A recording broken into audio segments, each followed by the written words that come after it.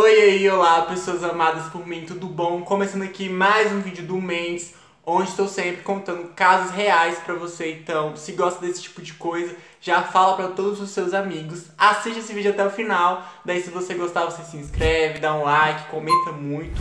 Enquanto estiver rolando o anúncio aqui, comenta a palavra pra mim, o nome, aliás, Bob, que eu vou te responder dando um coração, fechou? Me segue aí nas outras redes se você tiver afim também. Eu vou deixar aqui na descrição a playlist do Mendes, onde já tem muitos casos reais pra você ir lá maratonar, beleza? Fechou? É nóis. E é isso, aviso, entrega e recado dado, vamos pro caso.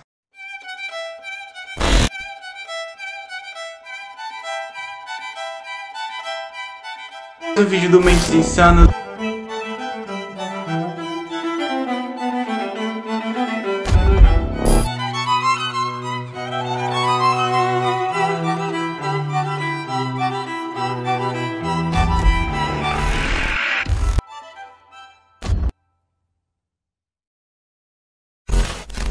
Robert Kenneth Bob Pezzaleo, ou apenas Bob, nasceu no dia 6 de novembro de 1947 em Santa Bárbara, Califórnia. Ele era filho mais velho de Charles e de Helena Mattox. Seu pai trabalhou durante 20 anos como entregador de leite antes de conseguir o cargo de gerente. Como eu disse, ele era o irmão mais velho, Bob, de 4 irmãos. E a família dele também era toda católica, assim, só dando informações mesmo pra vocês, porque eu não consegui um contexto todo da história da família dele, então são pequenas informações que fui juntando. Ainda na infância, o Bob aprendeu a tocar violão e ser um músico se tornou o seu grande e maior sonho de todos, então ele se dedicou bastante pra música, mas na infância dele, ele era uma criança bem travessa, ele sempre estava se metendo em problemas, como, por exemplo, ele ia levar o cachorro dele pra passear, o cachorro podia atacar as outras pessoas, ele não colocava coleira só pra ver isso acontecendo. Ele roubava decorações de Natal na casa dos vizinhos, soltava bombinha na casa dos vizinhos. Então, ele foi um adolescente bem problemático. Isso fez com que os seus pais o colocassem ele no internato durante um ano. Quando ele tinha 15 anos de idade, ele acabou se mudando pra Los Angeles, ele foi pra lá sozinho, atrás do seu grande sonho, que era ser músico. E aí, quando ele chegou em Los Angeles, ele passou um tempo lá e se mudou para São Francisco, onde ele achava que teria mais oportunidades. Então ele acabou se tornando um membro de pequenas bandas de rock que não eram muito conhecidas, a partir do ano de 1965, incluindo os The Orchestra, The Milky Way e The Grassroots. No ano de 1967, ele conheceu o diretor Kenneth Anger e conseguiu o papel no curta-metragem dele chamado Lucifer Racine. Ele também filmou um filme adulto com a sua colega Catherine Sherry, que mais tarde se tornaria uma das garotas da família Manson, que logo eu conto melhor pra vocês. Ele foi morar então com esse diretor num pequeno apartamento que ficava na embaixada russa. E aí ele era escalado para interpretar o Lucifer nesse filme, era o papel dele, nesse curta-metragem, aliás. Só que o Bob filmou poucas cenas porque ele acabou tendo uma discussão com esse diretor e aí ele saiu do projeto. Ele também saiu da casa do diretor, mas antes ele roubou as fitas do filme e também o carro desse diretor e foi embora para Los Angeles. Isso aconteceu no ano de 1968, então ele pegou o carro, foi embora e aí aconteceu algo que mudaria sua vida para sempre. O carro que o Bob roubou acabou quebrando perto do rancho Spain, que era o rancho onde o Charles Manson morava junto com seus fiéis seguidores, né? A família Manson. E na verdade o Charles ele era um velho conhecido do Bob, eles dois tinham se conhecido num show em São Francisco e agora o destino unia, né, eles dois novamente. Não só isso apenas, como o Bob também se uniu ao pequeno grupo do Charles, né, a família Manson, e acabou passando ali um período com eles. Acho que todo mundo aqui conhece o caso do Charles Manson, é um dos casos mais famosos do mundo, mas mesmo assim eu vou dar uma contextualizada aqui bem por cima, só para refrescar a memória de vocês. A família Manson era um grupo formado por Charles Manson e seus seguidores que aterrorizaram a Califórnia nos anos 60. O grupo era composto por jovens vindos de diversas partes dos Estados Unidos para estabelecer-se numa propriedade conhecida como Spain Ranch. O grupo dava pequenos golpes, consumia substâncias ilícitas e idolatravam seu líder. Em agosto de 1969, integrantes do grupo, seguindo ordens de Charles, tiraram a vida de várias pessoas. O caso mais famoso deles foi o envolvendo a atriz Sharon Tate, que os transformou em figuras mundiais. Cheryl, que foi atacada em casa e teve a sua vida ceifada pelo grupo. Então eu fiz um resumão bem bagaceiro mesmo, bem grosso, mas se você jogar o nome Charles Manson ou Família Manson no YouTube, vai ter milhares de vídeos contando a história deles. Então, assim, faça isso se você nunca ouviu, porque é uma história, assim, muito louca. Voltando pro Bob, então ele virou um dos integrantes da família Manson e começou a cometer as barbaridades junto com eles, roubos e todas essas coisas, e passou a morar ali na fazenda do Charles. Ele também desenvolveu relações íntimas com Charles, não só com Charles também, como com outras pessoas do grupo. Eles, enfim, tinham essas coisas de um ser do outro ali, cada um é de todo mundo. Certo dia, no ano de 1969, o Bob vai até a casa de um amigo dele, que era um músico chamado Gary Heeman. Inclusive, o Bob já até morou um período na casa desse Gary Heeman, então eles eram amigos, vamos poder dizer assim. E agora eu vou contar pra vocês um pouco do Gary, né, contextualizar vocês sobre quem ele era. Gary Allen Heeman nasceu no dia 24 de dezembro de 1934, no Colorado, e na época dos fatos tinha 34 anos. Ele era um químico formado e continuava estudando na universidade, prestes a receber seu PhD em Sociologia, quando conheceu e fez amizade com alguns membros da família Manson. Inclusive, ele acolhia muitos deles na sua casa quando eles não tinham onde dormir. Ele também trabalhava como músico, tocando e ensinando piano, trombone, bateria e gaita de fole. Então esse era o Gary, de certa forma também associado à família Manson. Então o Bob foi lá na casa dele pra cobrar uma dívida, não foi uma visita assim amigável. O Charles Manson ficou sabendo que o Gary tinha acabado de receber uma fortuna de $20 mil e ele queria esse dinheiro, então ele mandou o Bob e mais 2 membros da família Manson lá na casa dele e dizer que ele estava devendo um dinheiro para eles. E além da fortuna, o Manson também queria os 2 carros que o Gary tinha na garagem. Mas antes de tudo, né, para ser uma coisa assim mais amistosa, o Charles pediu pro Bob convidar o Gary a se tornar membro da família Manson para ir morar lá no rancho com eles. Então eles iam usufruir desse dinheiro, que o Charles estava querendo ali era o dinheiro, sabe? Mas segundo o Bob, eles foram lá para cobrar realmente uma dívida, porque o Gary tinha vendido mescalina para eles de péssima qualidade, o que tinha deixado algumas pessoas doentes.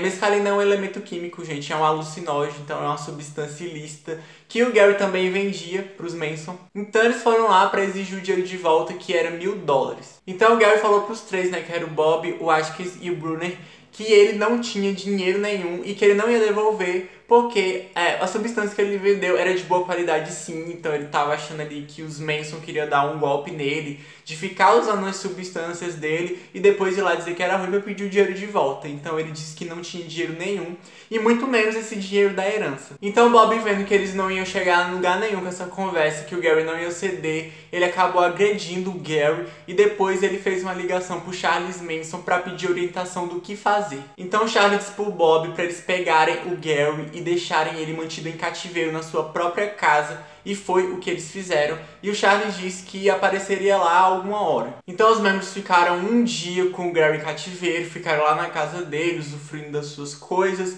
e aí no segundo dia o Charles apareceu, o que foi um surto assim pro Gary, porque o Bob já tinha avisado que era melhor ele entregar o dinheiro antes do Charles aparecer, porque talvez o Charles não fosse tão amigável assim enquanto os outros 3 estavam sendo, entre aspas. Então o Charles, no segundo dia de cativeiro, chegou com a espada de samurai, gente, acompanhado de um dos seus seguidores. Ele deu um golpe com essa espada no Gary, o que acabou ferindo o seu rosto e a sua orelha. O Bob até costurou a orelha do Gary de volta usando fio dental, então rolava ali toda uma pressão psicológica, uma tortura, e mesmo assim o Gary não cedia, não dava dinheiro nenhum pra eles, parecia assim que realmente ele não tinha. Então já faziam 3 dias que o Gary estava sendo mantido preso na sua própria casa e sendo torturado pelos Manson. Quando o Charles viu que não ia rolar nada, era melhor eles roubarem o que tinha ali mesmo, e aí ele pediu pro Bob, mandou, né, o Bob tirar a vida do Gary. Além disso, o Charles disse pro Bob fazer parecer que o crime foi cometido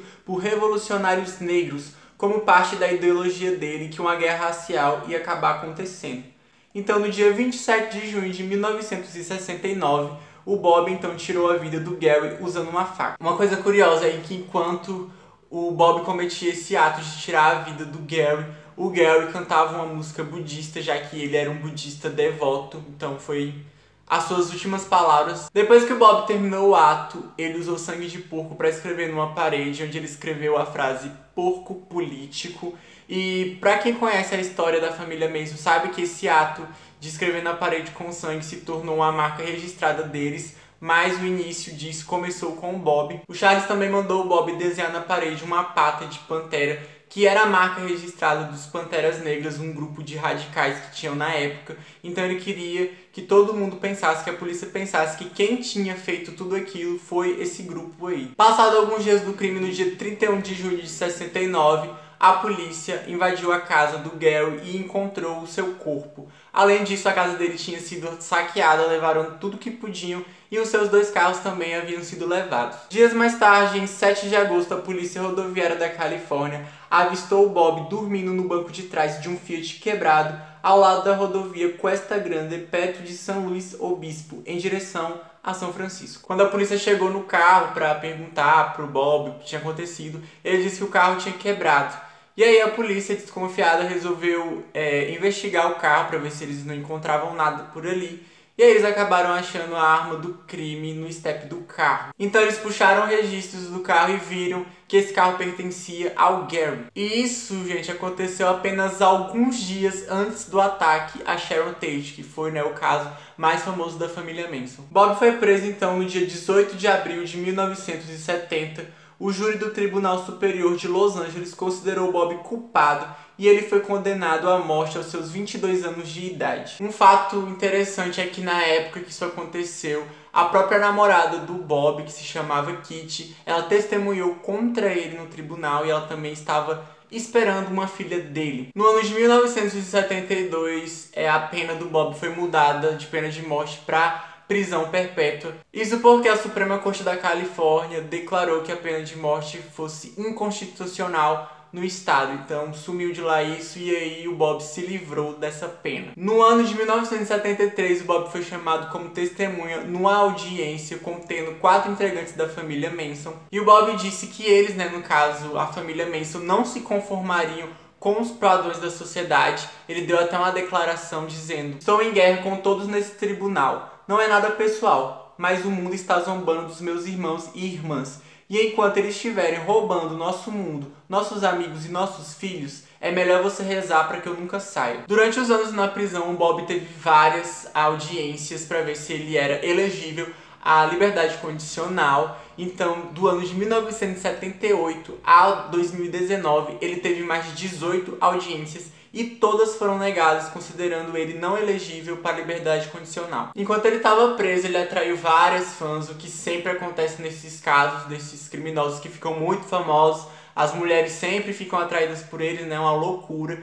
E aí ele acabou se casando com uma dessas fãs, uma menina de 21 anos, no ano de 1980.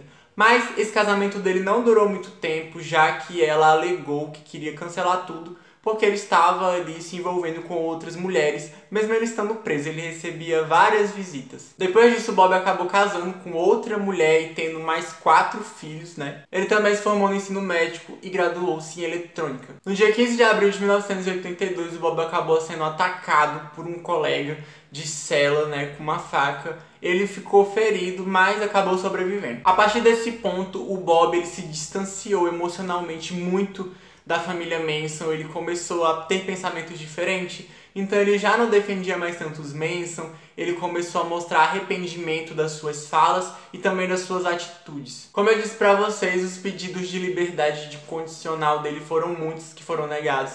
E em 2016, um foi negado por um motivo bem específico. Era que o Bob estava gravando músicas e vendendo sem autorização do Estado. Em 3 de janeiro de 2019, comissários do Conselho de Liberdade Condicional recomendaram que o Bob fosse posto em liberdade condicional. Eles alegaram que durante quase meio século preso, o Bob mudou da água para o vinho. Ele estava ali amadurecendo e se tornando uma pessoa melhor, mais compreensível.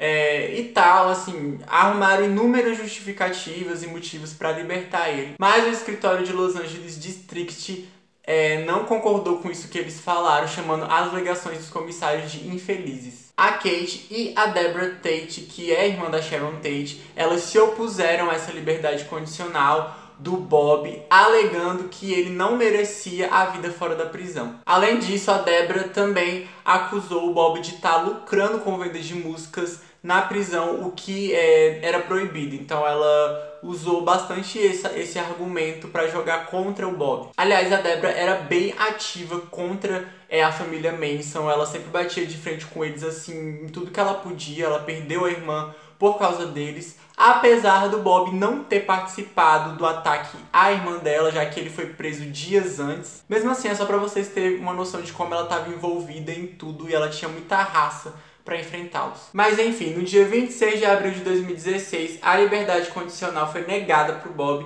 O conselho alegou que Bob poderia ainda representar um perigo para a sociedade. Então Bob continua preso e está atualmente com 74 anos de idade. A partir do ano de 2021, apenas uma pessoa da família Manson foi libertada da prisão, o Stephen Cliff Grogan. Vários outros membros da família Manson acabaram falecendo na prisão, incluindo o próprio Charles Manson. Então esse foi o caso, eu quis trazer essa história para vocês. Foi, aliás, um de vocês, mais de um que me pediram para contar isso. É um caso assim que quase ninguém conhece, é bem interessante saber que teve esse cara da família Manson que acabou, tendo o seu destino traçado para outro rumo, mas que também fez parte da família. O caso da família Manson é bem horrível, é bem intrigante, tem muitos vídeos falando no YouTube, então se você nunca ouviu falar desse caso, eu te aconselho a pesquisar e tal. E se vocês quiserem, eu posso trazer mais casos aqui sobre os membros da família Manson, tinha vários, eu posso estar aqui contando pra vocês as histórias de cada um e como que eles se envolveram nessa loucura toda. Então é isso, esse foi o caso, espero que tenham gostado e eu vejo vocês no próximo vídeo. É nóis!